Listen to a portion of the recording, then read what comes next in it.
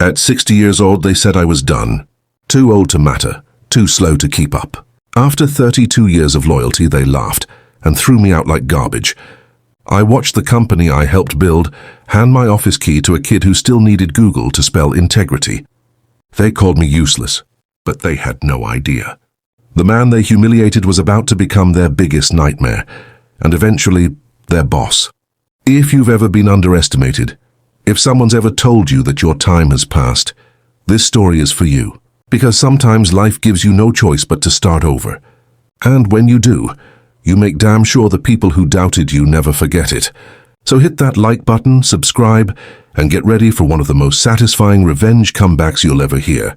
I still remember the sound of the clock ticking that morning. Loud, slow, and cruelly steady. It was a Friday, the kind of day you wake up hoping for calm, not chaos. I'd been at Harbor Tech for over 32 years. 32 years of loyalty, deadlines, and showing up before the sun even rose. I'd seen the company grow from a cramped warehouse with 2 machines into a glass-walled empire. I gave it everything. My youth, my family time, my health. That morning, I walked into the office like always, holding my thermos of coffee, greeting the receptionist, nodding at the new hires who never bothered to remember my name. The walls looked the same, but the people, they'd changed. The laughter had turned mechanical. Everyone smiled upward now, toward management, not each other. At 10 sharp, I got a message on my work phone. "Walter, can you come to conference room 3? Bring your badge." Bring your badge. The word sat heavy. I knew what that meant. I'd seen it happen to others. Quiet, loyal employees called in for a quick chat, only to leave with a cardboard box and an HR escort. Still, I hoped maybe it was something else. Maybe a restructuring, maybe a new position.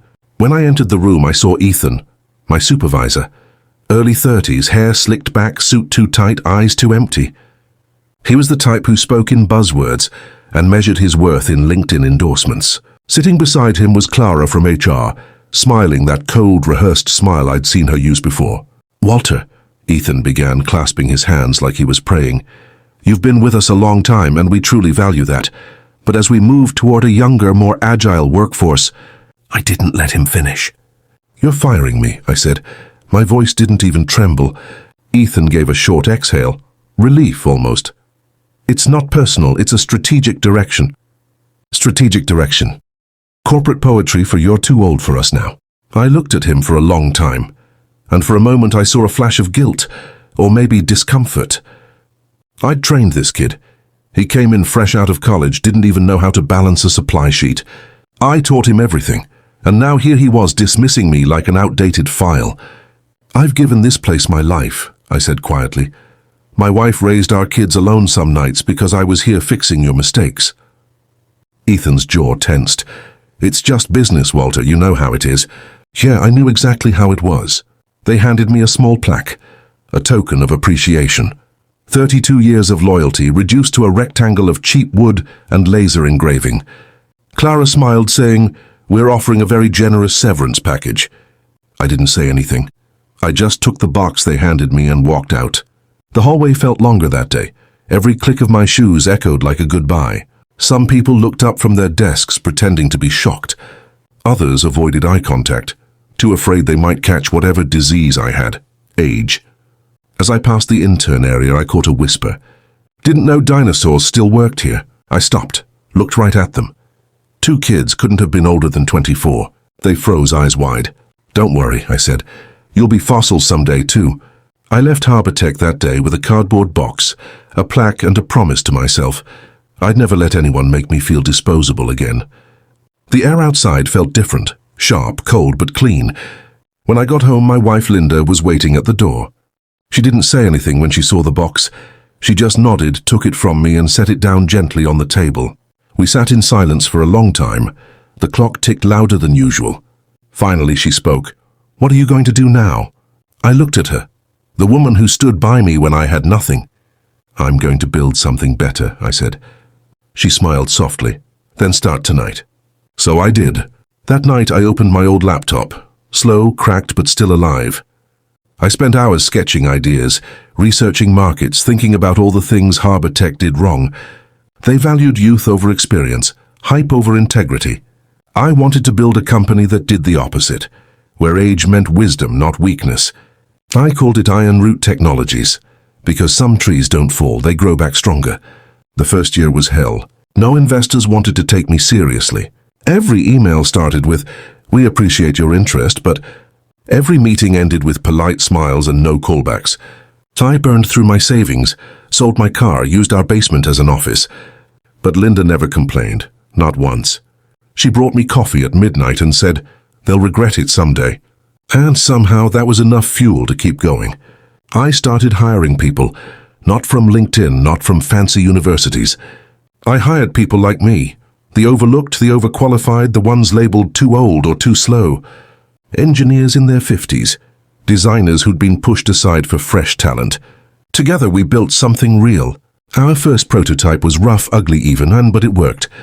Within 18 months we had a small office, 10 employees and one big client who believed in us. By year 3 we were profitable. By year 5 we were dominating the same market HarborTech thought we couldn't survive in. And by year 6, something poetic happened. HarborTech called me. Their CEO, the same man who signed my termination letter, wanted to partner. Apparently their younger, faster, cheaper workforce wasn't delivering results anymore. They were bleeding clients. I agreed to a meeting, out of curiosity, not mercy. When I walked into their glass building again, everything felt smaller. Ethan was there too. He looked different, older, tired, a little broken. He shook my hand awkwardly. "Walter, I didn't expect to see you like this." I smiled. Neither did I. The CEO started talking numbers, partnership percentages, acquisition offers. He spoke like a man drowning, pretending he wasn't. When he finished, I leaned forward and said, "You don't want a partnership, you want a rescue." He blinked, caught off guard. "I'm not here to save you," I said. "I'm here to buy you." Silence. The room froze. Ethan looked like he'd seen a ghost. The CEO stammered, You want to buy HarborTech?" I nodded, every brick. They laughed at first. Then they saw the numbers I offered, and the documents that proved Iron Root had already outperformed them in every major contract. Within weeks, the deal was done. Iron Root Technologies officially acquired HarborTech, the same company that once said I was too old to matter.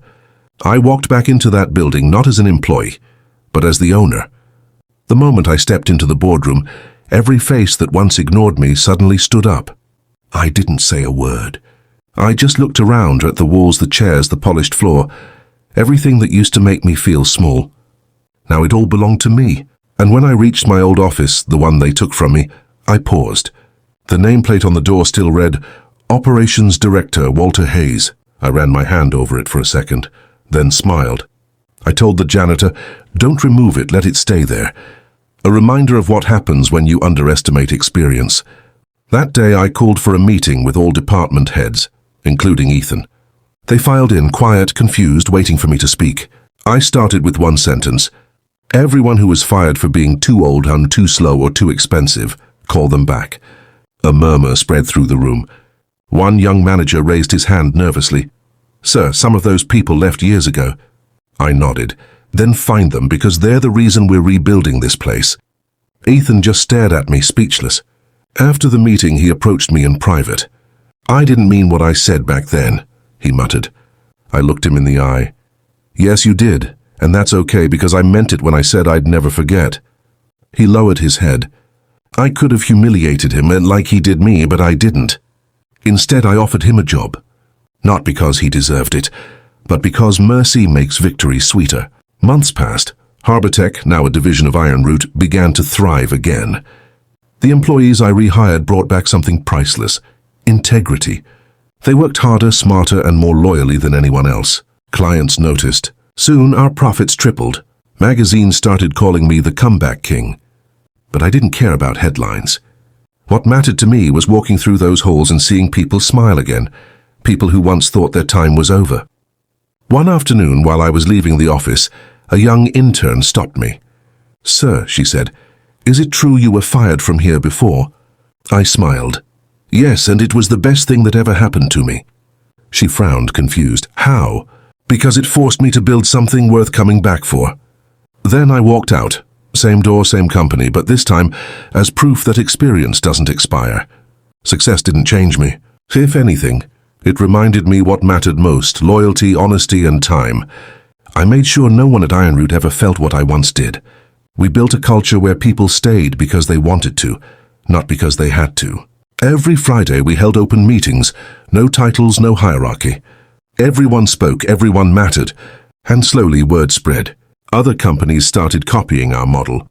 Suddenly, valuing experience wasn't old-fashioned anymore, it was profitable.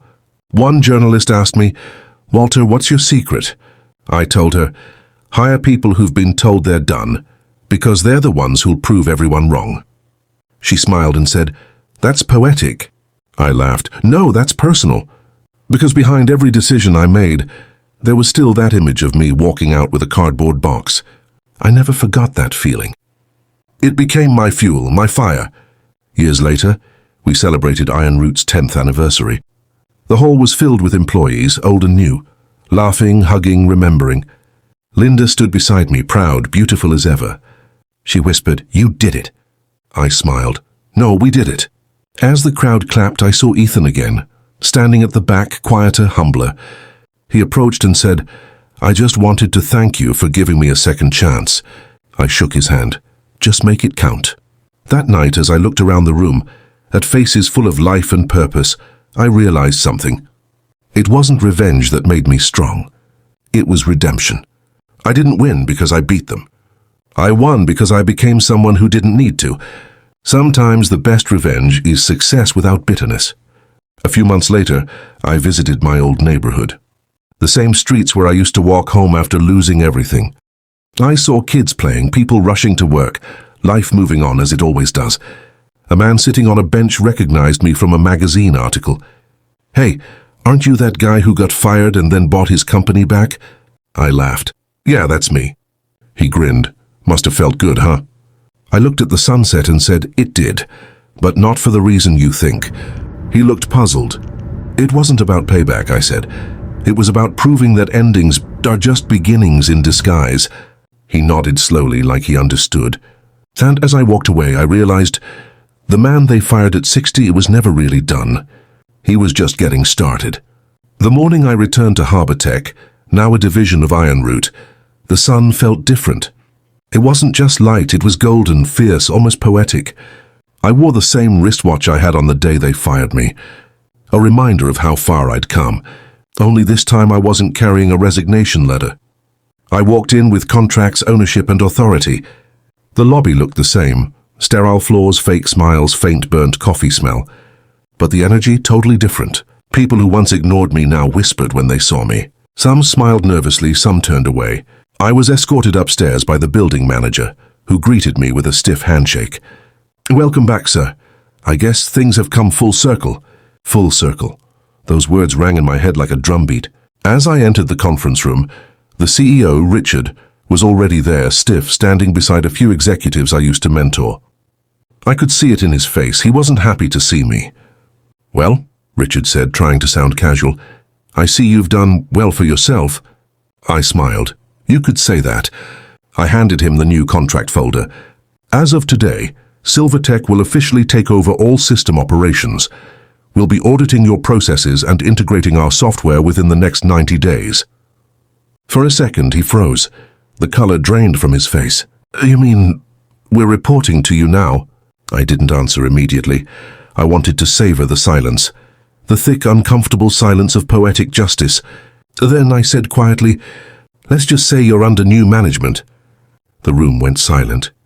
The same HR manager who once handed me my termination papers stared at me like she'd seen a ghost. And for the first time since that humiliating day, I felt something deep inside me heal. But I didn't gloat, I didn't rub it in. I'd learned something far more powerful. Silence can be louder than revenge itself. Instead, I asked Richard for a private word. He led me to his old office, my old office. He sat down, visibly uncomfortable. "Look, whatever happened back then, it wasn't personal. It was corporate restructuring." "Corporate restructuring," I repeated, almost laughing. "That's what you call it when you throw someone out after 3 decades of loyalty?" He looked down, fidgeting with his pen. "I didn't mean—" I cut him off. "You don't need to explain, Richard. In fact, I should thank you. If you hadn't fired me, I might never have started Silvertech. So in a way, you created your own replacement." He didn't respond. The silence said enough. I stood up, walked toward the window and looked out over the city skyline. You know what's funny, I said. You told me I was too old for progress, but the truth is, progress needs people like me. People who've been through storms and still keep moving. You can't teach experience, you only earn it. And as I walked out into the night, I whispered to myself, they called me useless at 60, but now they call me sir.